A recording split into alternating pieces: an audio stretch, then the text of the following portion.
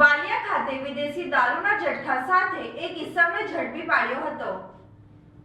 વાલિયા ખાતે પોલીસે વાહન ચેકિંગ દરમિયાન એક પિકઅપ ગાડીમાં લઈ જવાતા ભારતીય બનાવટના વિદેશી દારૂના જથ્થા સાથે એક ઇસમને ઝડપી લઈને અન્ય એક ઇસમને વોન્ટેડ જાહેર કર્યું હતું। વાલિયા 4 રસ્તા ખાતે પોલીસે વાહન ચેકિંગ દરમિયાન નેત્રંગ તરફથી આવતી એક બુલેરો પિકઅપ ગાડીને ઊભી રખાવીને તપાસ કરતા ગાડીમાંથી વિદેશી દારૂનો જથ્થો મળી આવ્યો હતો। પોલીસે ગાડીમાંથી મળેલ ₹8,83,000ની કિંમતનો વિદેશી દારૂની 3,528 નંગ બોટલ અને 6,50,000ની પિકઅપ 4વ્હીલર ગાડી તથા 18,000ના 2 નંગ મોબાઈલ મળી કુલ ₹15,51,000નો મુદ્દામાલ કબજે લીધો હતો અને દારૂનો આ જથ્થો લઈ જનાર રાજસ્થાનના રોશનલાલ મદનલાલ ઉર્ફે મદન નાયક પ્રજાપતની ધરપકડ કરી હતી। તેની સઘન પૂછપરછ કરતા દારૂનો જથ્થો રાજુભાઈ નામના ઈસમે ભરી આપ્યો હતો અને રાજુભાઈએ આ મુદ્દામાલ ભરેલ પિકઅપ